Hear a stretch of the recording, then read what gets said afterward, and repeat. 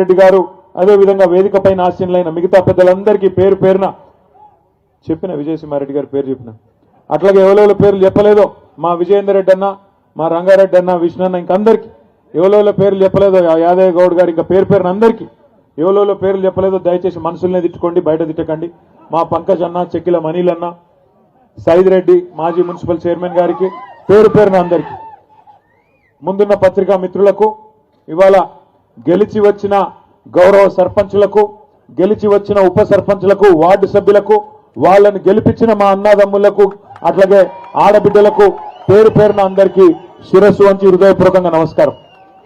శిరస్సు వంచి నమస్కారం ఎందుకు చేస్తున్నా అంటే ఈ గెలుపు ఖచ్చితంగా మీది మాత్రమే, మీరు మాత్రమే కొట్లాడి గెలిచినారు.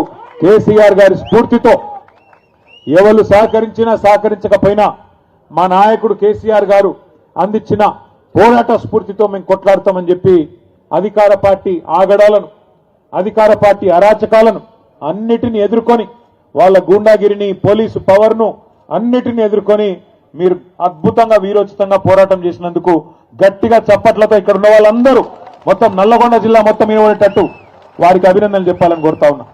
గెలిచిన వారికి స్వల్ప తేడాతో ఓడిన వారికి గెలిచి ఓడిన వారికి పేరు పేరున అందరికీ అభినందనలు.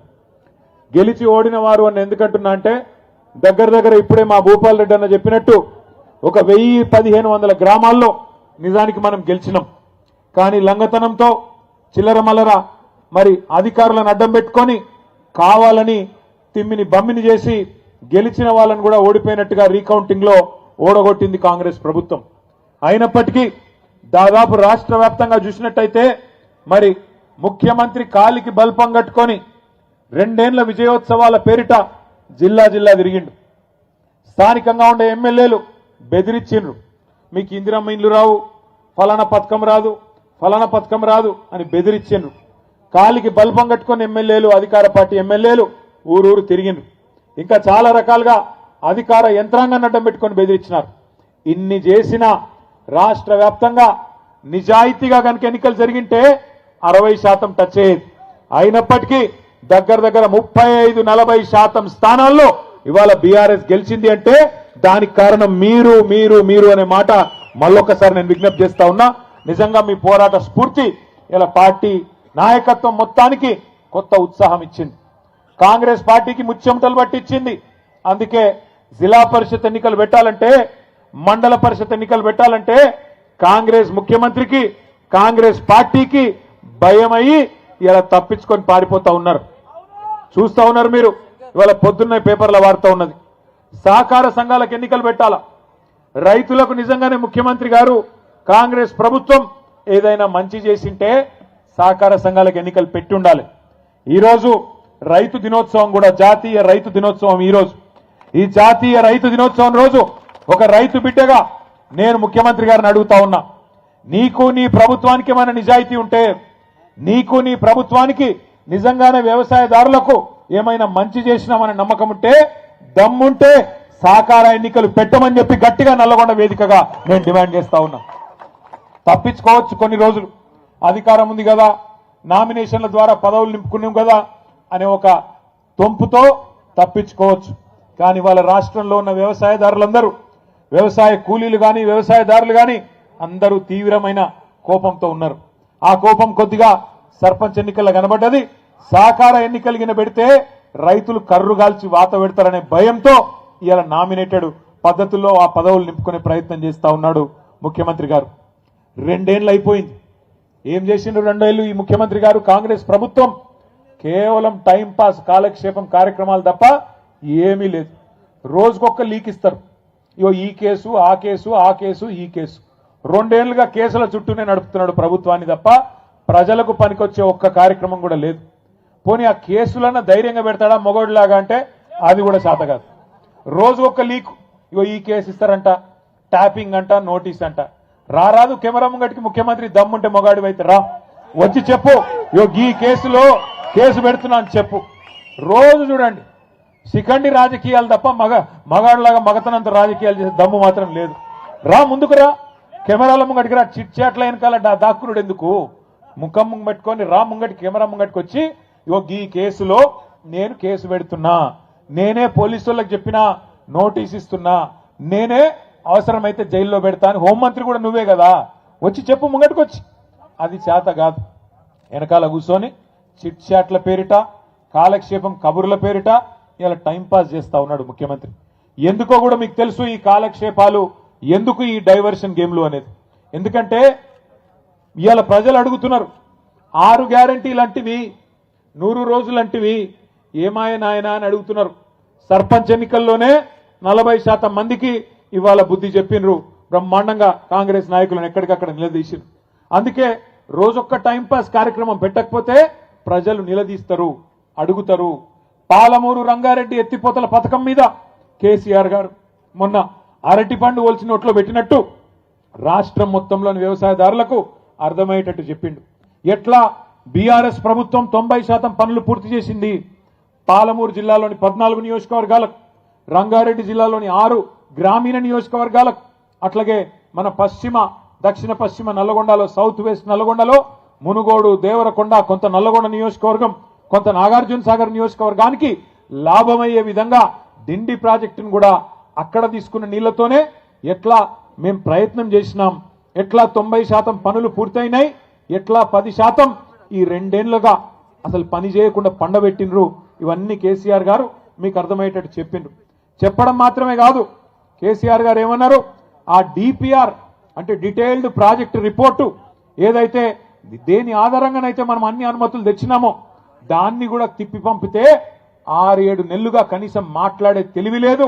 ఆఖరికి ఆ ప్రాజెక్టుని కుదించే ప్రయత్నం చేస్తున్నావు, తెలంగాణకు ముఖ్యంగా కృష్ణా నీళ్లలో అన్యాయం తలబెట్టే ప్రయత్నం చేస్తున్నామని చెప్పి కేసీఆర్ గారు గర్జిస్తే దానికి సమాధానం చెప్పే సత్తా లేదు కాబట్టి ఏం చేయాలి, కేసీఆర్ మీద కేసు పెడుతున్నా అని లీక్ ఇవ్వాలి.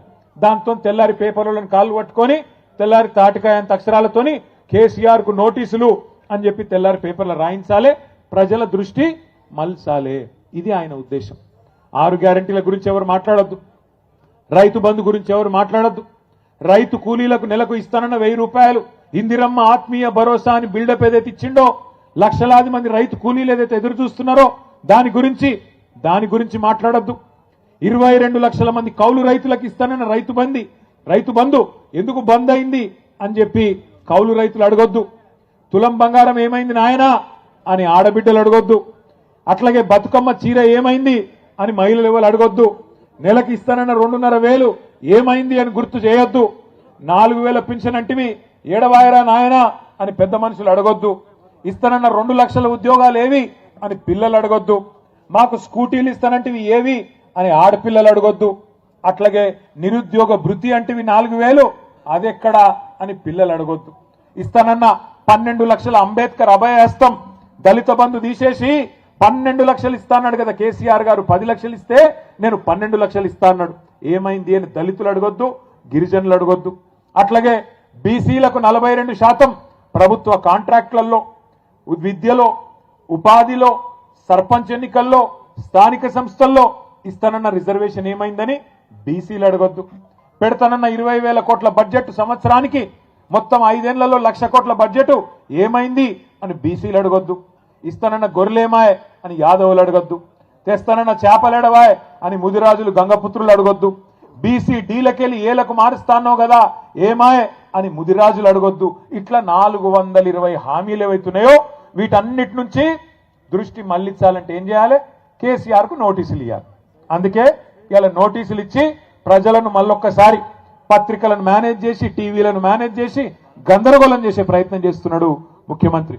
దయచేసి నేను మీ అందరికి ఒకటే విజ్ఞప్తి చేస్తున్నా. మహాభారతంలో చెప్తారు, అర్జునుడు విలువిద్య నేర్చుకునేటప్పుడు ఒకటే మాట చెప్తారట వాళ్ళ గురువు గారు ద్రోణాచార్యుడు.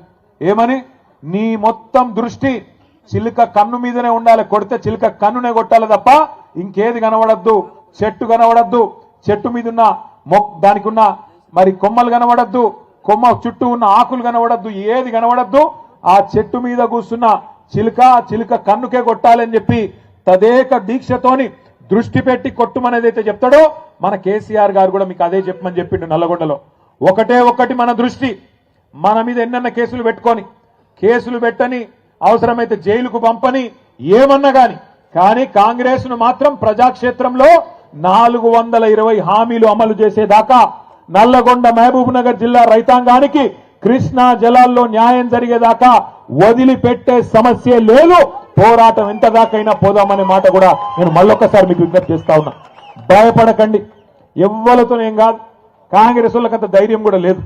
కేసీఆర్ గారు గర్జిస్తే ఈ జిల్లా మంత్రులు, నీళ్ల మంత్రి కూడా ఈ జిల్లాలోనే ఉన్నాడు. పాపం ఆయనకు నీళ్ల గురించి కూడా తెలియదు. నిన్న ప్రెస్ మీట్ పెట్టి నేను చూస్తా ఉంటా. ఆయనకి ఏం తెలియదు. ఏమన్నంటే నేను ప్రిపేర్ అయ్యి రాలే, రేపు వస్తా అంటాడు. మళ్ళా ఒక ఆయననేమో ప్రిపేర్ అయ్యి రాడు, ఇంకొక ఆయనేమో నీళ్లు వాటర్ నేను ఎక్కువ చెప్పా ఆయన గురించి. గిసంటోళ్ళు ఈ జిల్లా మంత్రులు. ఏం తెలుసు వీళ్ళకు?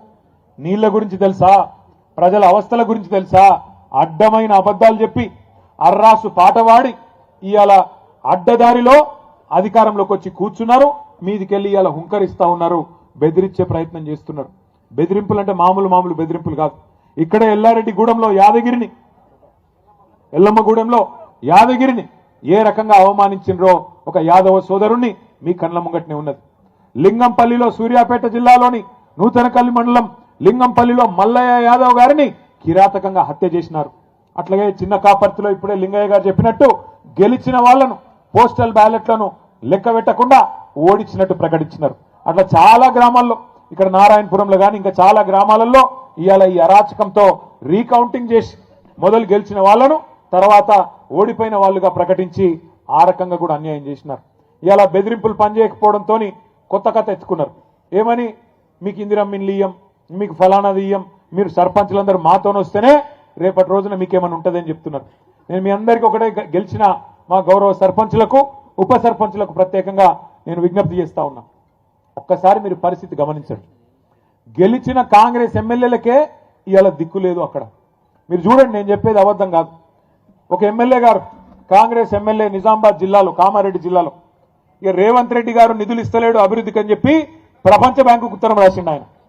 అయ్యా నాకు ఒక 100 కోట్లు ఇవ్వండి, మా ముఖ్యమంత్రి గారు పైసలు ఇస్తలేడు, అభివృద్ధికి పైసలు లేవంట అని ఆయన ఉత్తరం రాసుకున్నాడు.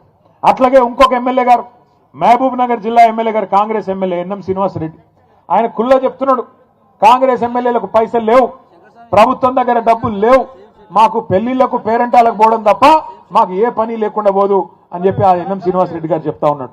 ఇది మీకు ఎందుకు చెప్తున్నా అంటే, గెలిచిన ఎమ్మెల్యేల పరిస్థితి ఇట్లా ఉన్నది.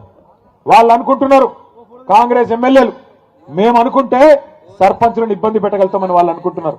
కానీ మీకు రక్షణగా నిలబడేది, మీకు రక్షణకు వచ్చేది, మీ హక్కులను కాపాడేది ఒకరే ఒక్కరు, డాక్టర్ బాబాసాహెబ్ అంబేద్కర్ రాసిన రాజ్యాంగమే మీకు ఇవాళ హక్కుగా అండగా నిలబడుతుందని చెప్పి మాట నేను విజ్ఞప్తి చేస్తా ఉన్నా.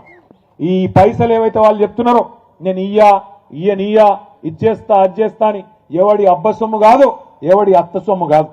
ప్రజల పైసలు, పన్నుల రూపంలో ప్రజలు కట్టిన పైసలను మళ్ళీ తిరిగి వారి కోసమే ఖర్చు పెట్టడం ప్రజాప్రతినిధులుగా మన బాధ్యత. ప్రజాప్రతినిధులుగా ఇవాళ దేశంలో 5 అంచెల్లో ప్రభుత్వాలు ఉన్నాయి. ఢిల్లీలో కేంద్ర ప్రభుత్వం ఉన్నది, ప్రధానమంత్రి గారు, మంత్రి మండలి, ఎంపీలు ఢిల్లీలో ఉంటారు. రాష్ట్రంలో రాష్ట్ర ప్రభుత్వం ఉంటుంది, ముఖ్యమంత్రి గారు, మంత్రి మండలి, ఎమ్మెల్యేలు, ఎమ్మెల్సీలు రాష్ట్రంలో ఉంటారు. కొద్దిగా కిందికి వస్తే జిల్లా పరిషత్, ఇప్పుడు జిల్లా పరిషత్ లేదు కానీ జిల్లా ప్రభుత్వం జిల్లా పరిషత్ రూపంలో ఉంటుంది. ఇంకొద్దిగా కిందికి వస్తే మండల పరిషత్తు, మున్సిపాలిటీలు, ఇక్కడ మండల పరిషత్తు, అక్కడ మున్సిపాలిటీలు. ఇంకా కొద్దిగా కిందికి వస్తే గ్రామ స్థాయిలో గ్రామ పంచాయతీల్లో మీరే బాసులు. ఈ మాట ఎందుకు అంటున్నా అంటే, రాజ్యాంగంలోనే అంబేద్కర్ గారు రాసినారు 5 అంచెల ప్రభుత్వం గురించి. ఈ 5 అంచెల ప్రభుత్వంలో రాష్ట్రానికి ముఖ్యమంత్రి ఎట్లనో గ్రామానికి సర్పంచ్ గారు అట్లా అనే మాట నేను విజ్ఞప్తి చేస్తా ఉన్నా. మీకు వచ్చే నిధులు మీకే వస్తాయి, మీ హక్కుగా. ఇది ఎవరో మీకు భిక్షమేస్తేనో, ఎవరో మీకు ఇట్లా చేయి విధులిస్తేనో వచ్చేది కాదు. ఫైనాన్స్ కమిషన్ ద్వారా రాజ్యాంగం ప్రకారం ఇవాళ ఢిల్లీలో రూపాయి విడుదలైతే ఫైనాన్స్ కమిషన్ డబ్బులు 85 పైసలు డైరెక్ట్ గా గ్రామ పంచాయతీ అకౌంట్లకే వస్తాయి. 10 పైసలు మండల పరిషత్ అకౌంట్లోకి పోతాయి, 5 పైసలు మాత్రమే మీకు జిల్లా పరిషత్ అకౌంట్లోకి వస్తాయి. జిల్లా పరిషత్కు, మండల పరిషత్కు కొన్ని వేరే నిధులు కూడా వస్తాయి. కేసీఆర్ గారి ప్రభుత్వం ఉన్నప్పుడు ఏ రకంగా ఉండేది గ్రామాల పరిస్థితి ఒక్కసారి గుర్తు తెచ్చుకోండి. బ్రహ్మాండంగా రూపాయి ఢిల్లీ నుంచి ఫైనాన్స్ కమిషన్ డబ్బులు విడుదలైతే రాష్ట్రంలో పల్లె ప్రగతి పేరిట కేసీఆర్ గారు ప్రోగ్రాం పెట్టి ఆ రూపాయికి ఇంకొక రూపాయి తోడేసి జీతం ఇచ్చినట్టే మొదటి వారంలోనే మీకు గ్రామ పంచాయతీ ఖాతాల్లో డబ్బులు డిపాజిట్ అయ్యేది. సర్పంచులకు నిధులు ఇవ్వడమే కాదు విధులు కూడా గుర్తు చేయాలన్న ఉద్దేశంతో ప్రతి గ్రామంలో మంచి పనులు కేసీఆర్ గారి నాయకత్వంలో 10 ఏళ్లు మనం చేసుకున్నాం. చెట్లు పెట్టుకున్నాం. ఇవాళ ఏ ఊరికి పోయినా బ్రహ్మాండంగా చెట్లు మనకు స్వాగతం పలుకుతా ఉన్నాయి. 270 కోట్ల మొక్కలు కేసీఆర్ గారి నాయకత్వంలో తెలంగాణకు హరితహారం అనే పేరిట రాష్ట్రం మొత్తంలో పెట్టుకున్నాం. దేశంలో ఎక్కడ లేదు. ప్రతి గ్రామానికి ఒక నర్సరీ, ప్రతి గ్రామంలో ఒక నర్సరీ, ప్రతి గ్రామంలో చెత్తను సేకరించడానికి ఒక ట్రాక్టర్, ఆ మొక్కలకు నీళ్లు పోయడానికి మనం హరితహారంలో పెట్టిన మొక్కలకు నీళ్లు పోయడానికి ఒక ట్యాంకర్, అట్లాగే ఆ చెత్తను పారేయడానికి ఒక డంపింగ్ యార్డ్. మనుషులు చనిపోతే భారతదేశంలో ఎక్కడా లేదు. ప్రతి గ్రామంలో ఒక వైకుంఠ ధామం, అట్లాగే పిల్లలు ఆడుకోవడానికి క్రీడా ప్రాంగణం, పెద్ద మనుషులు తిరగడానికి ఒక పార్కు, పల్లె ప్రకృతి వనం. భారతదేశంలో ఎక్కడా ఒక గ్రామంలో ఇన్ని సౌలతులు లేవు. అందుకే కేసీఆర్ గారి నాయకత్వంలో తెలంగాణ పల్లెలను మనం అద్భుతంగా మార్చుకున్నాం. కాబట్టే భారతదేశంలో ఉత్తమ గ్రామ పంచాయతీలు ఎక్కడ ఉన్నాయి అని కేంద్ర ప్రభుత్వం లెక్కదీస్తే టాప్ 20 మొదటి 20 ఎక్కడున్నాయని లెక్కదీస్తే 20కి 20 తెలంగాణలో ఉన్నాయి కేసీఆర్ గారి నాయకత్వంలో అని కేంద్ర ప్రభుత్వమే మనకు కితాబిచ్చింది. 3% కంటే తక్కువ జనాభా భారతదేశంలో తెలంగాణది. కానీ ఉత్తమ గ్రామ పంచాయతీలకు అవార్డులు ఇస్తే జాతీయ పంచాయతీరాజ్ దినోత్సవం నాడు 3% జనాభా ఉన్న తెలంగాణ 30% అవార్డులు గెలుచుకున్నది అంటే దానికి కేసీఆర్ గారి దక్షత, నాయకత్వ పటిమనే కారణం. ఇవాళ సర్పంచులను నేను కోరుతా ఉన్నా, కేసీఆర్ గారు ముఖ్యమంత్రిగా లేకపోవచ్చు, కానీ వారు చూపిన బాట మీ కళ్ళ ముంగట్నే ఉన్నది. ఊరును ఎట్లా నడపాలి, ఎట్లా పారిశుద్ధ్యం మెయింటైన్ చేయాలి, ఎట్లా నీళ్లు అందించాలి అని మీకోసం ఊరూరా ట్యాంకులు కట్టిండు. ఒకప్పుడు నాకు బాగా గుర్తున్నది, 2009లో నేను మొదటిసారి ఎమ్మెల్యే అయింది కూడా ఎండాకాలం, ఏప్రిల్ మేలో గెలిచినాం. గెలిచినాక ప్రామిస్ చెప్తున్నా మీకు నంబర్ నేను చెప్తే ఊరికి పోవాలంటే భయం అవుతుండే. ఎండాకాలంలో ఊరికి పోతే ఎక్కడికక్కడ రోడ్డు అడ్డంగా ఖాళీ కుండలు, ఖాళీ బిందెలు, మొత్తం మహిళలందరూ అడ్డం తిరిగేది. అన్నా మా ఊర్లో నీళ్లు లేవు, మా ఊర్లో 2 బోర్లు లేపి 2 మోటార్లు పెట్టి అని గడుబడి చేసేది. ఇలా మీరు అదృష్టవంతులు సర్పంచులు, మీకు ఆ బాధ లేదు. మిషన్ భగీరథ పేరుతో 40,000 కోట్లతో ఇదే నల్లగొండ జిల్లాలో ఉన్న ఫ్లోరోసిస్ ను రూపుమాపిన నాయకుడు మన నాయకుడు కేసీఆర్ గారు. ఇంటింటికి నల్లా పెట్టి కృష్ణా నీళ్ళని తీసుకొచ్చి మా ఆడబిడ్డలకు ఇవాళ గోస లేకుండా చేసిన నాయకుడు కేసీఆర్ గారు. అందుకే అంటున్నా నేను, మీకు గతంలో ఉండే సర్పంచులకు ఉండే బాధ గోస మీకు లేదు. లేకపోతే ఎండాకాలం వచ్చింది అంటే సర్పంచుల బాధ అంతా ఏ బాయి కిరాయికి తీసుకోవాలి, ఏ వ్యవసాయ బాయిని తీసుకొని వాటి కిరాయి ఎట్లా ఇవ్వాలి, ఎట్లా మోటార్లు పెట్టాలి, ఎట్లా నీళ్ళు అందించాలి, ఇదే బాట ఉంటుండే. ఇక పట్టణాల్లో అయితే వాటర్ ట్యాంకర్లు తప్ప ఇంకో దిక్కు లేకుండే. ఇలా బాధ పోయింది. అట్లే కరెంటు కష్టం ఉండే, ఆ కరెంటు కష్టం కూడా పోయింది. ట్రాన్స్ఫారంలు కాలుడు, మోటార్లు వేలుడు, ఈ లొల్లెంత పోయింది. మళ్ళా కాంగ్రెస్ అనే దరిద్రం వచ్చినాక మళ్ళీ శురువైంది నాకు తెలుసు. ఇదంతా ఎందుకు చెప్తున్నా మీకంటే కేసీఆర్ గారు మీకు చూపెట్టిన బాట మీకు కళ్ళ ముంగట్టుంది. ఊరు ఎట్లా పరిశుభ్రంగా ఉండాలి, చెట్లు ఎట్లా పెంచాలి, ఊరిలో కార్యక్రమాలు ఎట్లా చేయాలి, ఇవన్నీ కూడా మీ అందరికి అవగాహన ఉంది. కానీ ఒక్క విషయం దయచేసి గుర్తుపెట్టుకోండి, ఇందిరమ్మ ఇండ్లైనా ఇంకోటైనా పెన్షన్లు ఇచ్చేదైనా ఇంకోటైనా అదెవరో మీ ఎమ్మెల్యేనో ఎంపీనో ఎవరో చేసే పని కాదు. ఆ కార్యక్రమం కూడా మీరే బాసులు. దానికి ఎక్కడ పెట్టాలి లిస్టు? ఇందిరమ్మ ఇండ్ల లబ్ధిదారులది ఎక్కడ పెట్టాలి? గ్రామ పంచాయతీలో. ఎవరు తీర్మానం చేయాలి? మీరే తీర్మానం చేస్తే లెక్క చెల్లుతుంది తప్ప నిన్నటి దాకా ఒక లెక్క, రేపటి నుంచి ఒక లెక్క అనే మాటను గుర్తు చేస్తున్నా. నిన్నటి దాకా మీరు లేరు, వాళ్ళు ఆడింది ఆట పాడింది పాట. ఇప్పుడు మీరు వచ్చిండ్రు 1-2 రాలే. మీరు ఇగో మీ జిల్లాలో ఎంతమంది వచ్చిర్రంటే కొద్దిగా అనుమాన పక్షులు ఎక్కువ ఉన్నారు కాంగ్రెస్ వాళ్ళు కాబట్టి చదువుతున్నా. నల్లగొండలో 23 మంది సర్పంచులు నల్లగొండ నియోజకవర్గంలో, ఎందుకంటే ఇక్కడ సర్పంచుల సంఖ్యనే తక్కువ. మిర్యాలగూడలో 40, నాగార్జున సాగర్ లో 39, దేవరకొండలో 70, నకిరేకల్లో 27. దేవరకొండలు జోష్ మీద ఉండరా? మరి తాండాలను గ్రామ పంచాయతీలు చేసిందే కేసీఆర్ గారు. ఇవాళ మీ తాండాలో మీ రాజ్యం వచ్చిందంటే మా నాయకులు, మా రవీంద్ర నాయక్ అన్న గాని మా నాయకులందరూ ఇవాళ ఏ ఊరికి ఆ ఊరు సర్పంచులు అవుతున్నారంటేనే దానికి కారణం ఎవరు? 6% నుంచి 10% రిజర్వేషన్ పెంచింది ఎవరు? 3,400 గిరిజన తాండాలు గూడాలు గ్రామ పంచాయతీలు చేసింది ఎవరు? అట్లాగే నకిరేకల్లో 27, మునుగోడులో అవి కలిపినా అవి కలిపితే 42, కలపకపోతే 27. ఎందుకంటే కలిపితే ఆ జిల్లా మన భువనగిరి జిల్లాలో కూడా అన్న కలిపి చెప్తున్నాడు. మొత్తం నియోజకవర్గం 42, ఈ జిల్లాలో వచ్చేటిది 27, మునుగోడులో 43, తుంగతుర్తిలో ఈ జిల్లాలోకి వచ్చేటిది 8, మొత్తం కలిపి 250 గ్రామ పంచాయతీలు ఒక్క నల్లగొండ జిల్లాలో మనం గెలుచుకున్నాం. సాధారణంగా అధికార పార్టీ ఎటుంటే గటే ఓటేస్తారు, ఎందుకంటే ఎందుకు పంచాయతీ అనుకుంటారు ప్రజలు కూడా, ఎందుకంటే మళ్ళా 3 ఏళ్ళు కేసీఆర్ గారు మళ్ళీ ఆ ఎలక్షన్లో చూసుకుందాం తీ అనుకుంటారు. కానీ ఈ ప్రభుత్వం మీద ఎంత కోపం ఉందంటే, ఈ ప్రభుత్వం మీద ఎప్పుడు ఎలక్షన్ వస్తుందా, ఎప్పుడు కర్రు కాల్చి వాత పెడదాం అన్నంత కోపంగా ఉన్నారు. ఎందుకంటే ఇటువంటి మాటలు ఇట్లాంటి ముఖ్యమంత్రిని బహుశా ఎవరు చూసి ఉండరు. మనం కూడా చూసినాం, ఎన్టీ రామారావు గారిని చూసినాం, తర్వాత చంద్రబాబు నాయుడు గారిని చూసినాం, ఆ తర్వాత రాజశేఖర్ రెడ్డి గారు, రోషయ్య గారు, కిరణ్ కుమార్ రెడ్డి గారు, ఆ తర్వాత కేసీఆర్ గారిని, ఒక 6-7 ముఖ్యమంత్రుల్ని నేను కూడా నా కళ్ళతో చూసినా. కానీ ఇట్లాంటి ముఖ్యమంత్రిని మాత్రం నేను జీవితంలో చూడలే. ఏం మాటలు అవి, ఎంత వెకిలి వేషాలు, ఎవరైనా ఒక్కసారి ఆలోచన చేయండి. ఏమయ్యా ముఖ్యమంత్రి గారు, 4,000 రూపాయల పెన్షన్ ఏమైందంటే ఏమంటాడు, నీ గుడ్లు వీకి గోటీలాడతా. మరి మా ఆడబిడ్డలు ఏమైనా 2,500 అంటే నీ పేగులు తీసి మెడలు వేసుకుంటా. ఏమైందా ముఖ్యమంత్రి, అమలు చేస్తలో 6 గ్యారంటీలు అంటే నన్ను ఢిల్లీకి పోతే చెప్పులు ఎత్తుకపోతానేమని దొంగ లెక్క చూస్తున్నారు. ఇక ఈయన మన ముఖ్యమంత్రి మన కర్మానికి. లంకె బిందెలు ఉంటాయనుకొని సెక్రటేరియట్కి వచ్చిందంట, లంకె బిందెలు ఉంటాయనుకొని సెక్రటేరియట్కి వచ్చిందంట. వెనకటికి ఎవడో ముఖం బాగా లేకపోతే అద్దం బల కొట్టిందంట. గట్లున్నది ఈయన కథ. ఎందుకు చెప్తున్నా ఈ మాట అంటే, ఒకటే దొంగ ప్రచారం నేర్చుకున్నారు కాంగ్రెస్ వాళ్ళంతా. కిందికేంచి మీ దాకా ఊళ్ళల్లో మొదలు పెడితే కాంగ్రెస్ వాడు ముఖ్యమంత్రి దాకా ఒకటే ప్రచారం. ఓ కేసీఆర్ అప్పులపాలు చేసిపోయిండు, అప్పులపాలు చేసిపోయిండు, అప్పులపాలు చేసిపోయిండు. ఏడ అప్పులపాలు చేసిండు నేను చెప్తలేను కదా. నిన్నగాక మొన్న బీజేపీ ఎంపీ ఒక ఆయన ప్రశ్న అడిగిండు కేంద్ర ప్రభుత్వాన్ని, కేసీఆర్ చేసిన అప్పెంత, ఎందుకంటే ముఖ్యమంత్రి ఏదో లెక్కలు చెప్తుండు, నిజమా కాదా అని చెప్పి మోడీ ప్రభుత్వాన్ని వాళ్ళ ఎంపీ అడిగిండు. అడిగితే మోడీ ప్రభుత్వం ఏం చేసింది, RBI reserve bank of India, మొత్తం భారతదేశంలో ఉన్న బ్యాంకులన్నిటికీ వాళ్ళే పెద్దోళ్ళు, వాళ్ళని అడిగింది. కాగని ఇంకోటి ఉంటుంది, కంట్రోలర్ అండ్ ఆడిటర్ జనరల్, మొత్తం లెక్క పత్రం తీసేది వాళ్ళు. ఏ రాష్ట్రం ఎంత ఖర్చు పెడుతున్నది, ఎంత అప్పు చేస్తున్నది లెక్కలు తీస్తారు వాళ్ళు. వాళ్ళిద్దరిని అడిగింది. అడిగి పార్లమెంట్లో చెప్పింది. నేను చెప్తున్న కథ కాదు, బీఆర్ఎస్ కథ కాదు. ఏం చెప్పిర్రంటే, కేసీఆర్ అధికారంలోకి వచ్చిన మొదటి రోజు జూన్ 2, 2014 నాడు తెలంగాణ రాష్ట్రం నెత్తి మీద ఉన్న అప్పు 80,000 కోట్లు, సారీ 72,000 కోట్లు, 72,000 కోట్లు. కేసీఆర్ దిగిపోయిన నాడు ముఖ్యమంత్రిగా డిసెంబర్ 3, 2023 నాడు మొత్తం అప్పు తెలంగాణ రాష్ట్రం మీద 3,50,000 కోట్లు. మరి 3,50,000 కోట్లు మొత్తము, అందులో 72 మాకు వారసత్వంగా విరాసత్గా ఇచ్చింది, తీసేస్తే ఎంత, 2,80,000 కోట్లు.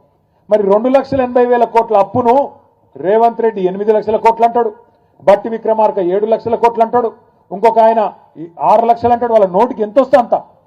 ఇలా కేంద్ర ప్రభుత్వం చెప్పే కాగి లెక్కలు నిజమా, ఈ సన్నాసులు చెప్పే కాకి లెక్కలు నిజమా, ఊరూర చర్చ పెట్టాల్సిన బాధ్యత మన మీద ఉన్నది. అవును, కేసీఆర్ అప్పు చేసిండు, 2,80,000 కోట్ల అప్పు చేసిండు. ఏం చేసిండు మరి అప్పు చేసి, 73,000 కోట్ల రూపాయలు రైతుల ఖాతాల్లో రైతు బంధు రూపంలో టింగు టింగుమని నాట్లేసే టైంకు పడ్డాయా లేవా కేసీఆర్ ఉన్నప్పుడు. 2 సార్లు రుణమాఫీ, 30,000 కోట్లతో రుణమాఫీ చేసిండు, 2 సార్లు లక్ష రూపాయలు. అట్లాగే 93,000 కోట్ల రూపాయలు పెట్టి కాళేశ్వరం ప్రాజెక్టు కట్టిండు, 27,000 కోట్ల రూపాయలు పెట్టి పాలమూరు రంగారెడ్డి ఎత్తిపోతల పథకం బ్రహ్మాండంగా 90% పూర్తి చేసిండు. మీ జిల్లాలో దామెర చెర్లలో విద్యుత్ కేంద్రం, అతి పెద్ద విద్యుత్ కేంద్రం భారతదేశంలోనే, ఇవాళ 40,000 కోట్ల రూపాయలతోని ఇక్కడ కట్టిండు. మీ జిల్లాలో ఒక్క మెడికల్ కాలేజీ లేకుండే, ఉమ్మడి నల్లగొండ జిల్లాలో కేసీఆర్ గారు వచ్చేదాకా ఒక్క మెడికల్ కాలేజీ లేని ఉమ్మడి నల్లగొండలో బ్రహ్మాండంగా 1 కాదు 3, సూర్యాపేటలో, నల్లగొండలో, భువనగిరిలో 3 ప్రభుత్వ మెడికల్ కాలేజీలు, 3 ప్రభుత్వ నర్సింగ్ కాలేజీలు కేసీఆర్ గారు పెట్టిండు. అప్పు చేసిండు, అవును, 1,022 గురుకుల పాఠశాలలు పెట్టిండు. 6.5 లక్షల మంది పిల్లలకు ఒక్కో పిల్లాడి మీద 1,20,000 రూపాయలు ఖర్చు పెట్టి బ్రహ్మాండంగా ప్రపంచంతో పోటీపడే పౌరులుగా వాళ్ళని తయారు చేసిండు. 7,000 మంది పిల్లలకు అంబేద్కర్ ఓవర్సీస్ స్కాలర్షిప్ పేరు మీద 20 లక్షల రూపాయలు వాళ్ళు విదేశీ విద్యను అభ్యసించేందుకు 7,000 మంది పిల్లలకు ఇచ్చిండు. అవును, అప్పు చేసిండు. 15 లక్షల మంది ఆడబిడ్డలకు కళ్యాణ లక్ష్మి పేరుతో, షాదీ ముబారక్ పేరుతో మేనమామలాగా పెళ్లి చేసిండు. అవును, అప్పు చేసిండు.